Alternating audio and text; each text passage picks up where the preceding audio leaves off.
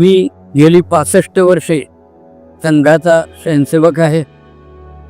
माझ्या भाग्यानं मी लहान असतानाच परमपूजनीय गुरुजींबरोबर संवादाचं भाग्य हे मला मिळालं.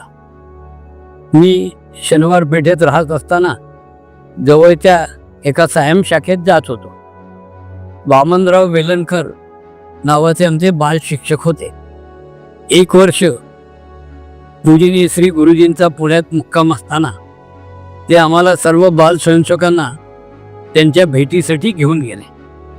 त्यावेळेचे शहर संघचालक बाळासाहेब दीक्षित यांच्या घरी पूजनीय श्री गुरुजींचा निवास होता. सकाळची वेळ होती. आमचे बाल शिक्षक आम्हाला गुरुजींना भेटण्यासाठी घेऊन गेले. गुरुजी स्नानासाठी निघाले होते, पण आम्ही सगळे त्या ठिकाणी गेल्यावर गुरुजी थांबले. गुरुजींनी माहिती घेतली. आमच्या बाल शिक्षकांनी त्यांना माहिती सांगितली आणि गुरुजींनी विचारलं की तुम्ही कोणत्या शाखेचे? मी उत्तर दिलं, हरेश्वर शाखा.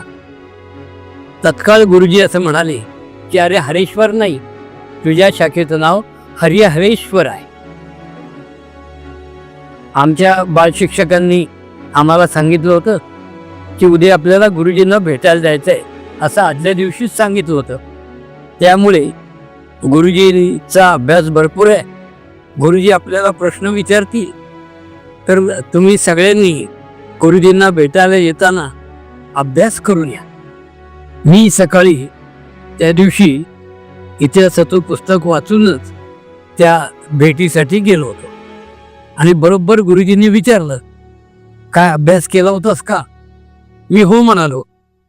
गुरुजी म्हणाले, कोणतं पुस्तक वाचलं? मी म्हणलं, मी इतिहासाचं पुस्तक वाचलं. गुरुजींनी विचारलं, नाव काय? मी म्हणलं, जगाच्या पार्श्वभूमीवर भारताचा इतिहास. लगेच गुरुजी असं म्हणाले की अरे जगाच्या पार्श्वभूमीवर भारताचा इतिहास नाही, भारताच्या पार्श्वभूमीवर जगाचा इतिहास, असं गुरुजी आम्हाला म्हणाले. अशी सगळ्या गप्पा गोष्टी चौकशी झाली आणि ती आमची भेट संपली. नंतर मुख्य शिक्षक म्हणून माझ्याकडे जबाबदारी आली. गुरुजी पुण्यात आल्यानंतर एक दिवस सरस्वती मंदिरच्या मैदानावर पुण्यातल्या सर्व शाखा कार्यवाह मुख्य शिक्षकांची गुरुजींनी बैठक घेतल्याची मला आठवते आणि त्या बैठकीलाही मी उपस्थित होतो. पण त्यावेळेला बैठकीला येताना सगळ्यांना अट एक होती की प्रत्येकाने संघाची काळी टोपी परिधान करून यायचे आणि ज्यांच्याकडे काळी टोपी नाही त्यांना बैठकीत प्रवेश नव्हता. पण बैठकीच्या बाहेर प्रवेशद्वाराजवळच काळ्या टोप्या विक्रीची पण व्यवस्था त्या ठिकाणी केली होती. अशी आमची दिवसभराची बैठक परमपूजनीय श्री गुरुजींनी घेतली हे मला अजूनही आठवत आहे. योगायोगानं दुसऱ्या दिवशी विजया एकादशी होती आणि पुण्यात रात्री सर्व ठिकाणी सर्व स्वयंसेवकांना शाखांवर निरोप गेले की उद्या विजया एकादशी आहे, गुरुजींचा वाढदिवस आहे आणि पूजनीय गुरुजींचा पुण्यात निवास आहे. बाजीराव रस्त्यावर त्यावेळेचे प्रांत संघचालक माननीय बाबारावजी भिडे राहत होते. त्यांच्या घरी त्यावेळेला गुरुजींचा निवास होता. सर्व स्वयंसेवकांनी गुरुजींना भेटायला यावं असं एक आवाहन होतं. आम्ही सर्व स्वयंसेवक गुरुजींना भेटायला गेलो.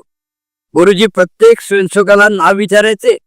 गुरुजी बसलेले असायचे पण नाव विचारायचे आणि गुरुजी एकेकाला पेढा द्यायचे. नमस्कार तर करायला परवानगी नव्हती कारण गुरुजींना कोणी नमस्कार केलेला आवडायचं नाही. पण नाव सांगितल्यावर गुरुजी पेढा देत होते आणि मला अजूनही आठवतंय की त्यावेळेला बाजीराव रस्त्यावर स्वयंसेवकांची प्रचंड गर्दी झालेली माझ्या लक्षात येते. नंतर काही दिवसांनी साधारणपणे 1972 साली गुरुजींची चौपा महाविद्यालयाच्या मैदानावर एक प्रगट सभा होती आणि त्या सभेला रक्षण व्यवस्था म्हणून पुणे शहरातल्या सर्व कार्यवाह मुख्य शिक्षकांना पूर्ण गणवेशात रक्षणाची जबाबदारी होती. त्या व्यवस्थेतही मला राहण्याचं भाग्य हे मिळालं असं मला आठवत आहे. नंतर 1970 साली 1 जुलै 1970 या दिवशी परमपूजनीय गुरुजींवर कर्करोगाची शस्त्रक्रिया झाली होती. त्याच्यानंतर काही दिवसांनी पूजनीय श्री गुरुजी विश्रांतीसाठी त्यावेळच्या महाराष्ट्र प्रांताच्या मोतीबाग कार्यालयात हे आलेले होते आणि संध्याकाळी 4 ते 6 असे गुरुजी तळमजल्यावर असलेल्या सभागृहात येऊन बसायचे. भोवताली स्वयंसेवक असायचे व गुरुजी काही चौकशी करायची, काही माहिती विचारायचे आणि असा गप्पा गोष्टींचा कार्यक्रम अनेक दिवस पूजनीय श्री गुरुजी पुण्यात असताना झालेलाही मला आठवत आहे. गुरुजींच्या स्मरणशक्तीविषयी अनेक लोक अनेक गोष्टी सांगतात, त्या प्रेरक तर आहेतच, पण प्रत्यक्ष मला अशी एक गोष्ट त्यांचा सहवास लाभलेल्या स्वर्गीय पद्माकर पंत महाजनांनी सांगितलेली आठवण अजूनही मला आठवते.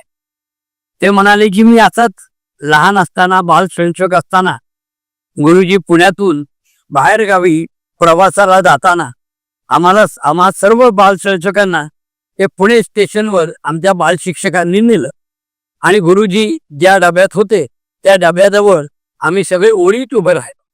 गुरुजी आल्यावर गुरुजींनी त्यांच्या पद्धतीप्रमाणे नेहमीच ते सगळ्या स्वयंसेवकांची चौकशी करतच, तशी माझी पण चौकशी केली आणि गुरुजींनी मला नाव विचारलं आणि गुरुजी मला म्हणाले की तुझी आई कशी आहे.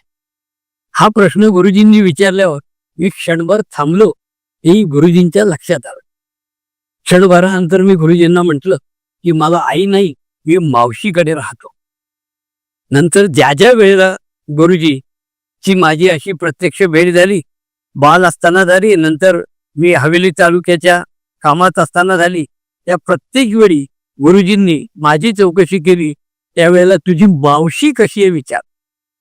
एवढ्या मोठ्या संघटनेचा अखिल भारतीय जो सर्वोच्च अधिकारी आहे, त्यांनी मी बाल असताना त्यांना सांगितलेलं मला आई नाही, मी मावशीकडे राहतो हे लक्षात ठेवलं आणि वेळोवेळी त्यांनी माझी मावशी कशी आहे अशा माझ्या मावशीची चौकशी केली.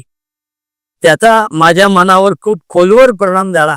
म्हणूनच मी जो संघाशी आजपर्यंत जोडला गेलोय त्या एकाच घटनेमुळे आहे असं मला वाटतं, असं पद्माकर महाजनांनी मला सांगितलं. असं माझ्या लहान वयात आणि नंतर मी अगदी 21 वर्षाचा असेपर्यंत गुरुजींचा पुण्यात संघ शिक्षा वर्गाच्या निमित्तानं प्रवास व्हायचा. गुरुजींचे 3 बौद्धिक वर्ग होते. त्यावेळेलाही असे बौद्धिक वर्ग ऐकण्याचा आणि संघ शिक्षा वर्गाचे व्यवस्थितही राहण्याचं भाग्य मला मिळालं, की मला खूप अभिमानास्पद आहे असं सांगावंसं वाटतं.